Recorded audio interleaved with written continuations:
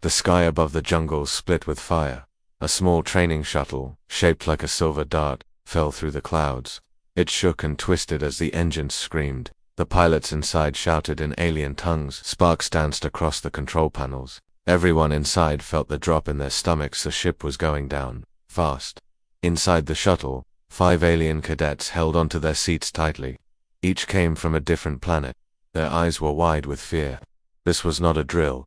And sitting quietly among them was Private Elias Vance, young human soldier. He didn't scream, he didn't move. His face was calm, almost too calm, as if he had felt this kind of fear before, and knew how to ride through it. The shuttle hit the trees hard. Branches snapped like bones. Leaves smashed against the windows.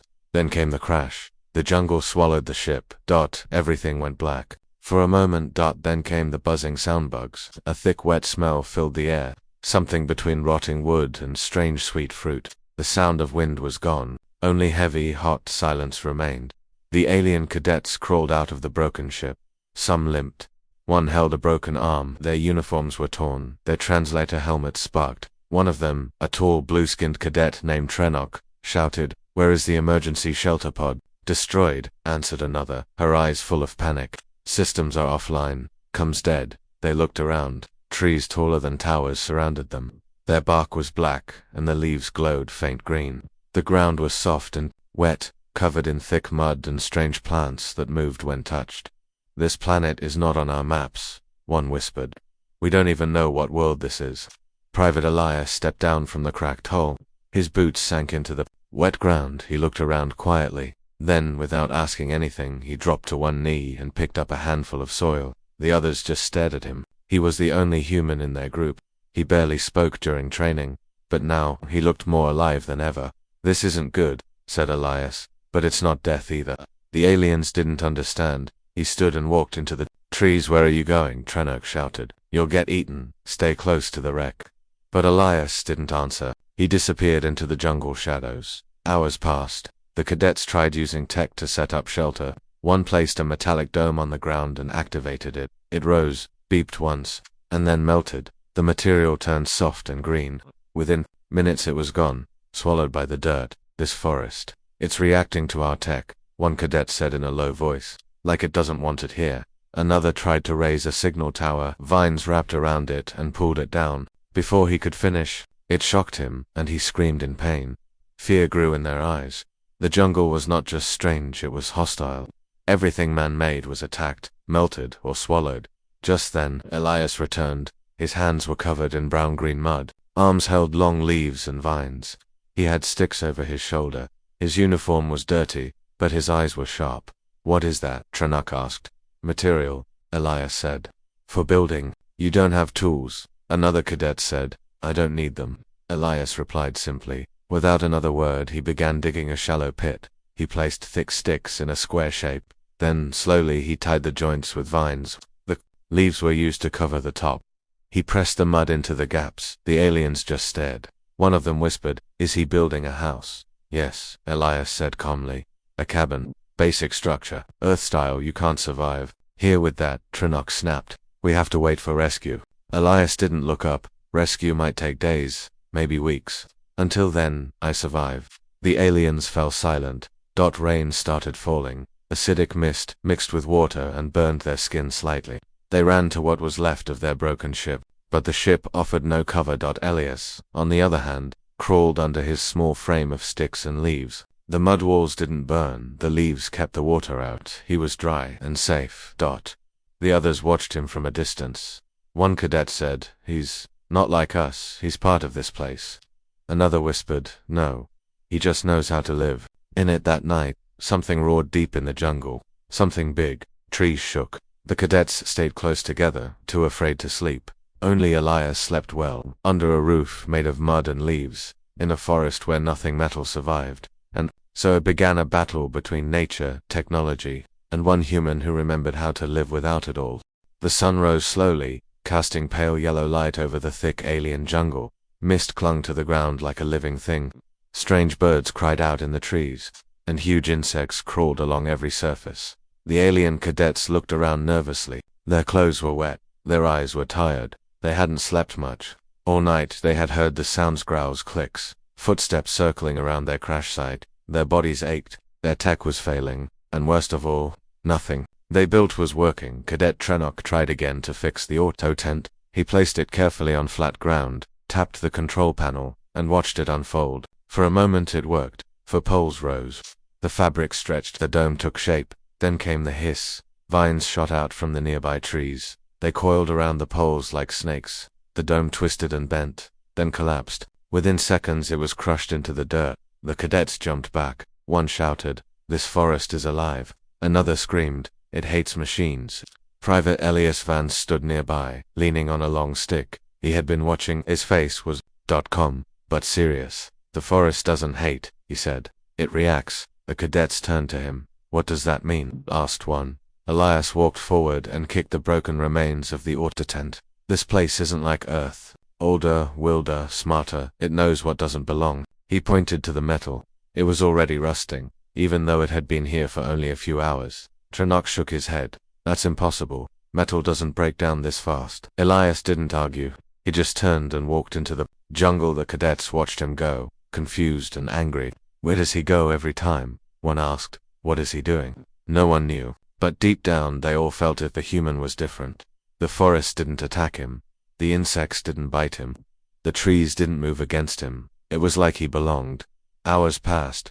The cadets sat under a large tree, trying to stay out of the rain. Their devices blinked weakly. Power was dying. Water dripped through cracks in their temporary cover. Everything was damp. Everything smelled like mold. Suddenly they heard footsteps. Elias returned, this time carrying long thick branches, big leaves, and sticky black mud. His arms were scratched, but he didn't seem to care. He dropped the materials and sat down to rest. Trenok stared at him. "What is all this?" "Structure wood," Elias answered. "Strong but flexible. This mud hardens like clay. The leaves have wax, they push water away." "You're building again?" another cadet asked, almost laughing. Elias nodded. "Last night, I stayed dry. You didn't. That tells me everything I need to know." "But we are trained," Trenok snapped. "We studied survival at the academy. You are just a human." Elias looked up slowly. His voice was calm but cold. "Humans survived on Earth for thousands of years with no tech, just dirt, fire, and instinct. You trained in a lab. I lived it." The cadets fell silent. Elias stood and began building again. His fingers moved fast. He tied the sticks into a frame, placed large leaves across the top, and sealed the sides with thick mud. It wasn't fancy. It wasn't pretty, but it worked. When the next wave of rain came, Elias ducked into the half-built cabin and stayed dry. The cadets watched with disbelief. Their gear failed, their tents died, their lights faded, and the only real shelter was made with hands, mud, and leaves. Suddenly, a sharp scream echoed nearby.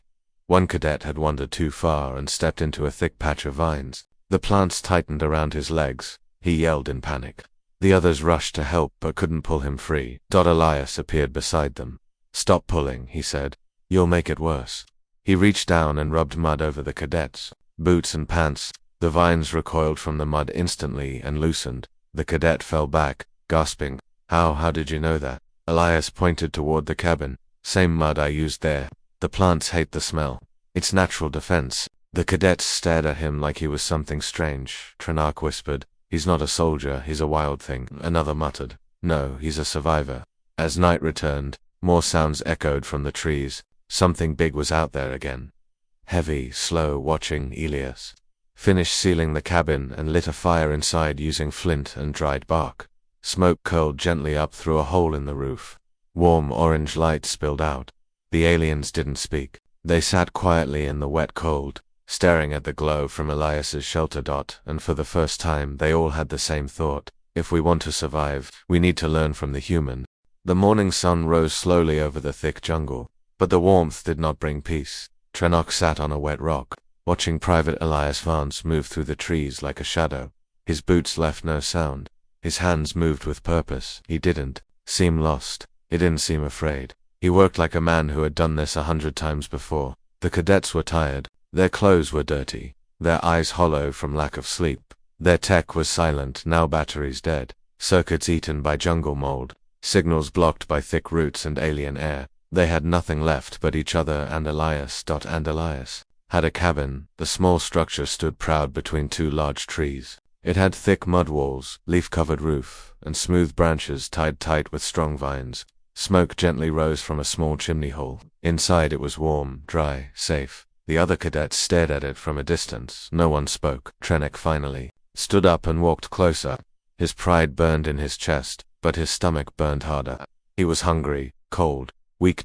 He watched as Elias tied one last vine across the top beam, then stepped back.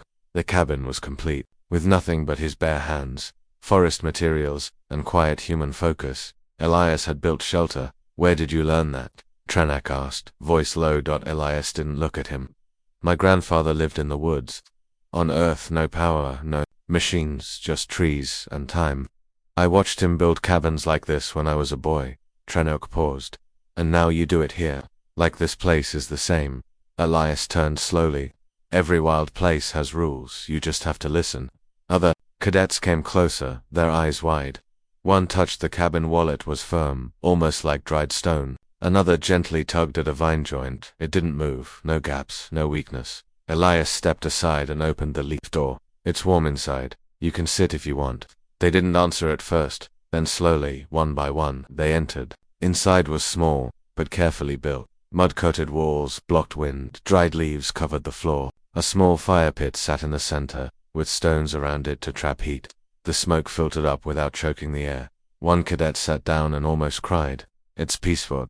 Another whispered, I forgot what dry felt like. For a while, no one spoke, just the sound of the fire crackling and rain tapping on the leaves. Then Elias broke the silence. This place is fighting us, he said. It doesn't want machines, doesn't want metal, but it accepts this mud, wood, leaf, vine. Trenok finally asked the question they all feared. Do you think it's alive? Elias nodded. Yes, not like us, but yes. It knows when something doesn't belong, like our gear. It melts. But the cabin, it stays, because it's part of the jungle. Fear crept into their hearts again. Then something outside screamed. A long, high-pitched cry. Something big, something hungry. The jungle answered with silence. No birds, no wind. Just that one sound fading into the trees. The cadets froze. What was that? One asked. Elias stood up and took a long branch he had carved into a spear. It hunts at night. It gets closer each time. But it didn't attack your cabin, Trenok said. No, Elias said, because it can't smell me here. This place is made of its world. It hides me. Silence again. Trenok looked around. The cabin, can you build more? For us. Elias stared at him. You didn't want help yesterday. I want it now, Trenok said. We all do. Elias nodded slowly. Then you help. This isn't a shelter built for guests. It's a place built with respect. If you want to survive, you learn, you build it yourself. Trenok stepped forward. Teach me. One by one, the other cadets nodded. The next day, Elias handed them tools. He had made stone knives, sharpened sticks, woven baskets. He showed them how to pick the right mud, with the strongest branches, grew, and which vines to trust. He didn't speak much, but every move he made was a lesson. The cadets stumbled, fell, got cut and bitten, but they kept going. Their soft hands turned hard. Their minds cleared. Soon 2 more shelters began to rise beside Elias's cabin. They weren't perfect, but they stood. They held against the rain. They kept out the cold, and the jungle didn't fight them. One cadet looked around the small group of shelters. This is becoming a village, Elias only said. Now we survive. But deep in the trees, yellow eyes opened. The thing that hunted at night was watching, waiting, and it had seen the lights. It had smelled the smoke. The cabins stood. Now, but they would soon face a test. No structure could protect them from. The cabins stood silent in the wet morning fog. 3 shelters now, each built from the jungle itself. Mud, leaves, and vines stood where once there was nothing. The alien cadets sat around a small fire, their eyes hollow. Their hands were covered in scratches, dirt, and bruises. They had learned to work like Elias, but their bodies were not used to this life, and now, something worse had come. Hunger. Their rations were gone. The last energy bar was shared the day before. The survival packs were useless, either damaged, or full of food that had spoiled in the jungle heat. The cadets had tried to hunt. They failed. They had tried to gather fruits. One cadet, Vria, nearly died after eating a glowing red fruit that made her throat close. They were getting weaker. Private Elias Vance stood apart, near the trees, sharpening a wooden spear with a stone edge. His eyes scanned the forest like a hunter. He didn't look tired. He didn't look hungry. Trenok watched him with growing frustration. How is he still strong? Tranok whispered. How does he keep going?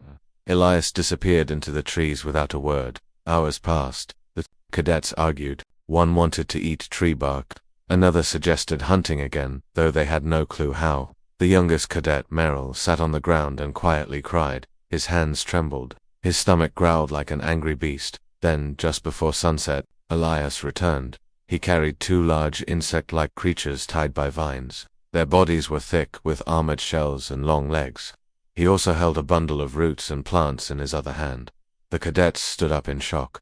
What is that? One asked. Food, Elias said. Roast beetle meat. These roots are safe. I tested them. You ate that? Tranok asked, half disgusted. Yes, Elias replied. I've eaten worse on Earth. He sat by the fire, built a spit from branches, and began cooking the meat. The smell strange, but rich filled the camp. The cadets' stomachs screamed. Their mouths watered, but they hesitated. Are you sure it's safe? Asked Morel. Elias nodded once. This jungle doesn't kill everything. It only kills what disrespects it. You learn what it offers, or you starve. No one waited after that. They grabbed the food with shaking hands. The meat was tough. The roots were bitter, but it filled their bellies. Strength returned. Eyes opened wider. Even Tranok fell silent, chewing like a wild animal when they were done. Elias looked around the group and said, You won't survive here with pride. Only hunger teaches you the truth. Suddenly, a low growl echoed from the jungle. Everyone froze. It was close, much closer than before. Branches creaked. Leaves rustled. Something was moving around their camp. Tranok reached for a stick. Morel pulled closer to the fire. Elias stood up and whispered. No firelight, no sound. He kicked dirt over the flames. Smoke rose, but the light was gone. The cadets held their breath. The jungle roared. A massive shadow passed between the trees. 2 glowing eyes watched them from the dark. Its breath came out in thick clouds. It sniffed the air and stepped closer. The cabins stood still. The beast came closer. It moved around one cabin, sniffed, then stopped. It didn't attack. After a long moment it turned and vanished into the trees again. The cadets slowly let out their breath. What was that? Whispered Mariel. A predator, Elias said. Top of the chain. It hunts by smell. Why didn't it come? Tranok asked, shaking. Elias pointed to the walls of their shelters. This cabin is part of the jungle now. It smells like vines, mud, and leaves. We built it right. The beast didn't see prey. It saw nature. The cadets were silent. The fire stayed out that night. No one slept. Everyone listened. In the distance they heard a different sound, a scream. Far away, but full of pain. Something else had been caught by the predator. The cadets huddled close inside their cabins. Their fear was real, but their respect had grown. They weren't just visitors now. They were survivors. The next morning, as birds returned and the light rose, the cadets stepped out of their shelters. They didn't speak. They went to collect mud, vines, and sticks. No one asked Elias for help. They just followed his example. Far above, a rescue beacon light blinked inside the wreckage of the ship, but none of them looked at it anymore. They weren't waiting for rescue. They were learning to live like the human who had already become one with the jungle. But deep in the forest, the predator was still watching. It remembered the smell of the meat, and it would return. The jungle was silent again. Too silent. Private Elias Vance stood outside his cabin just before nightfall, his hand wrapped tightly around a sharpened spear. The sky above was turning dark purple. The air was heavy, not with rain, but with something else, something that moved with quiet steps and deep hunger. The other cadets were nervous. Even after learning how to build their own shelters, and even after sharing food from Elias's hunts, they still couldn't shake the feeling that something was watching them, because the predator was back. Elias didn't say anything, but his eyes were sharp, focused. He listened, and not just with his ears, but with his entire body. Every leaf rustle, every footstep in the mud, every tree branch creaking under weight. Tranok walked up beside him. It's close, isn't it? Elias nodded. Very. We're not ready for this, Tranok whispered. Our cabins, what if they don't hold? Elias looked toward the trees. If you stayed with tech, they'd collapse. But these shelters, they belong here now. The jungle accepts them. Morel peeked out from the doorway of his cabin. I can't hear anything, but I feel it. The cadets all felt it. Pressure in the air. Heat on their skin. Then from the trees, a shadow moved. Huge. Powerful. It stepped into view for just a second, and all of them froze. Its skin was rough like bark, its limbs long and thin, and its eyes glowed pale white. It moved without sound, even though it weighed more than a small vehicle. Its claws were sharp, and its nose twitched as it sniffed the air, but it didn't charge, it circled them. Like a lion waiting for weakness, Elias whispered. Into your cabins now. The cadets obeyed. One by one they slipped into their mud shelters and pulled leaves over the openings. Inside, it was dark and tight, but warm. Elias didn't go in. He stayed outside, standing completely still, blending with the shadows. The beast came closer. It sniffed at the ground. It stopped in front of Elias's cabin. Its eyes glowed. Long tongue flicked out and tasted the air. It leaned close, just inches from the cabin wall. Elias held his breath. He didn't move. He didn't blink. The beast let out a slow, guttural growl. Then, it turned away. The cadets inside their shelters held their breath as they listened to the heavy footsteps fade into the jungle again.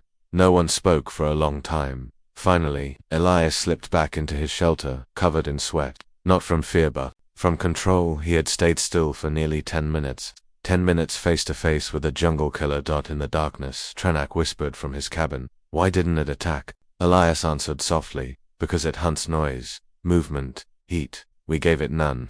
Another cadet whispered. Is that what you meant by burrow? Yes, Elias said. These cabins are not just houses. They're like burrows, camouflage, hideouts. The jungle accepts them as part of itself. The beast can't tell the difference. Outside, a sudden crack echoed. Everyone jumped. That it was followed by a loud scream, but not from any of them. Another life formed. Something smaller hadn't stayed hidden. The predator had found it. The scream didn't last long after that. The forest was quiet again, but sleep never came. The next morning, the cadets stepped outside their cabins. The air smelled of ash and blood. Vultures circled above the trees, making low clicking sounds. Something had died out there. Elias walked ahead carefully, and found what was left, a strange deer-like creature, torn open, lying near a broken log, claw marks everywhere. The beast had killed with precision. He studied the tracks in the mud. Trenak stood beside him. You think it's hunting us? Every night, Elias nodded. Yes, but last night, we passed its test. It'll try again, maybe harder. Morel whispered. What if we fail next time? Elias looked up at the canopy above. Then we die, he said. Unless we change the rules. They spent the rest of the day reinforcing the shelters. Elias showed them how to pack extra mud around weak spots, how to grow moss over the roofs to hide heat, and how to hang small bones and shells to mask sound. It wasn't science, it was instinct, pattern, balance. That night no fire was lit, no one spoke. They lay in their shelters like animals in dens, waiting. The predator came again. They heard it move, heard it breathe, but it didn't find them, not that night. In the morning the jungle felt different. It had noticed their strength. But whether that meant respect, or more danger, they didn't know. Elias stood at the edge of the camp, spear in hand. His voice was quiet but firm. It's not over. The beast doesn't want food anymore. It wants to know who we are. And deep in the shadows, yellow-white eyes opened again, watching, waiting. For the first time since the crash, the cadets didn't wake up from fear. They woke up from purpose. The jungle was quiet. The air was still. No beast roared. No shadows moved. It felt like a pause before a storm, but also like a moment earned. The shelters stood strong, mud and leaf walls untouched, smoke marks covered, heat sealed in. They had followed Elias's advice perfectly.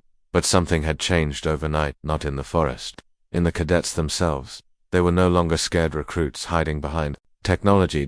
They were survivors. Trenak stood first. His hands were rough, his eyes clearer than ever. He didn't look toward the broken ship anymore. He looked at the trees and started sharpening a stick. Morel brought water from a nearby stream, careful to follow Elias's path so the vines didn't react.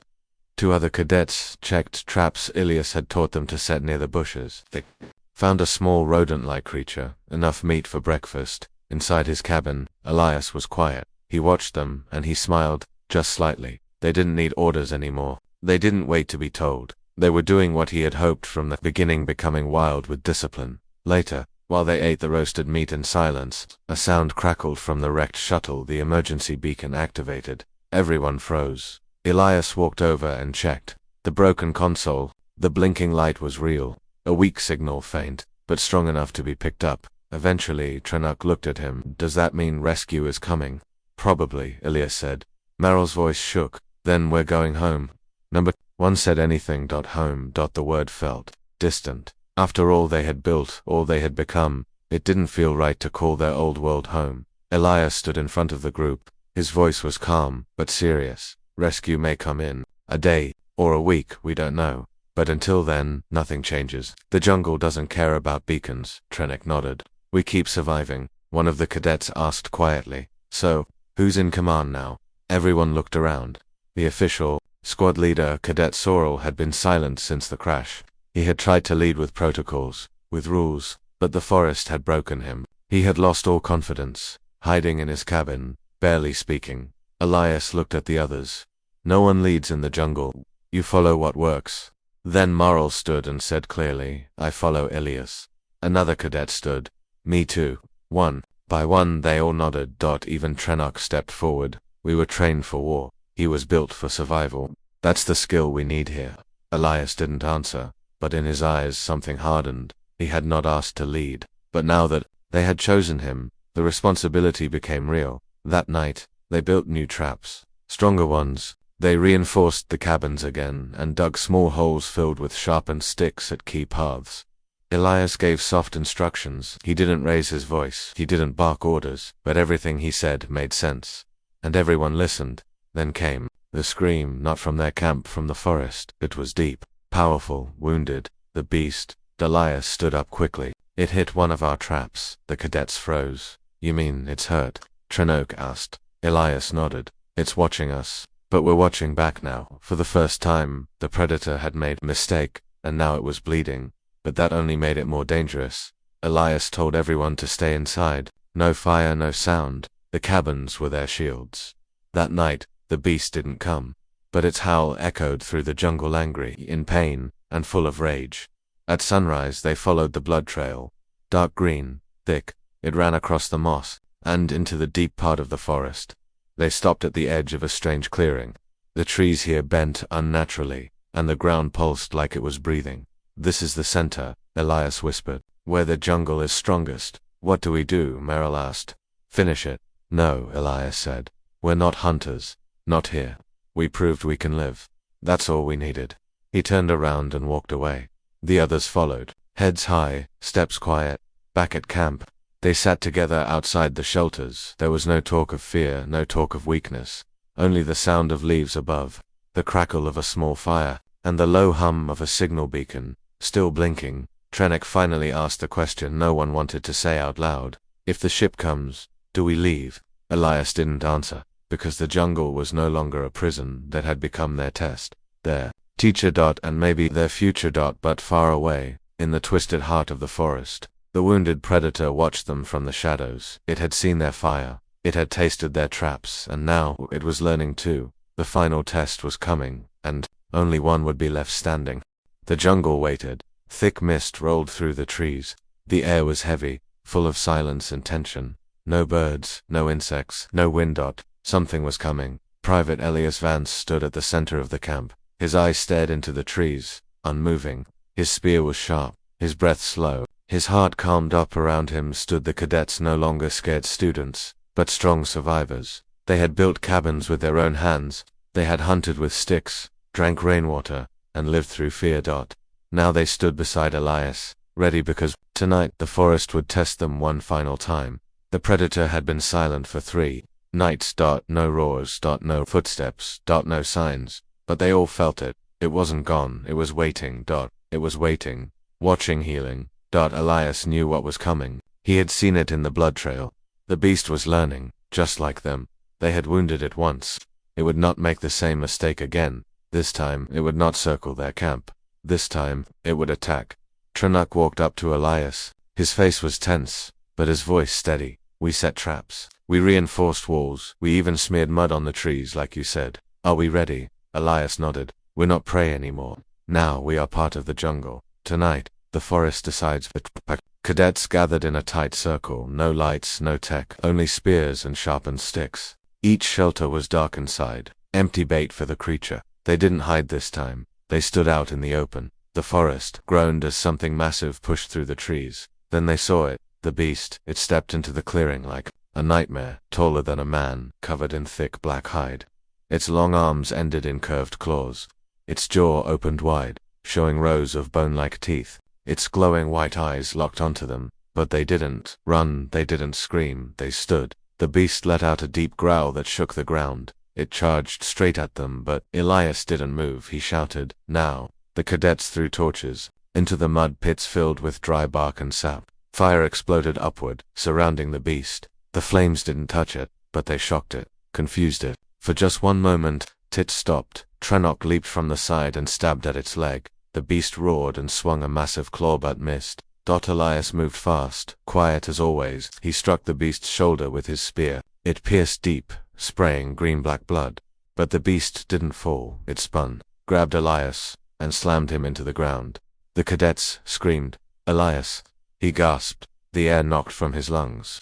But he held on to his spear with both hands. The beast leaned over him, ready to bite down. Then something happened. The jungle reacted. The vines above dropped down like snakes. They wrapped around the beast's limbs. The mud under its feet became thick and wet. Roots snapped upward, tangling its legs. The cadets watched in shock. The jungle was helping them. They had become part of it, and now the forest was defending its own. Elias rolled away and shouted, "Finish it!" Together, the cadets charged. They stabbed, they shouted, they attacked as one. It wasn't skill, it wasn't strength, it was unity, and the beast finally massive body crashing into the mud, half wrapped in vines, covered in wounds. It breathed once, then it was still. Silence. Then, the jungle sighed. The birds returned. The mist lifted, and the trees seemed to stand taller. It was over. The next morning, a sound echoed above them. A ship had hovered above the trees, scanning the area.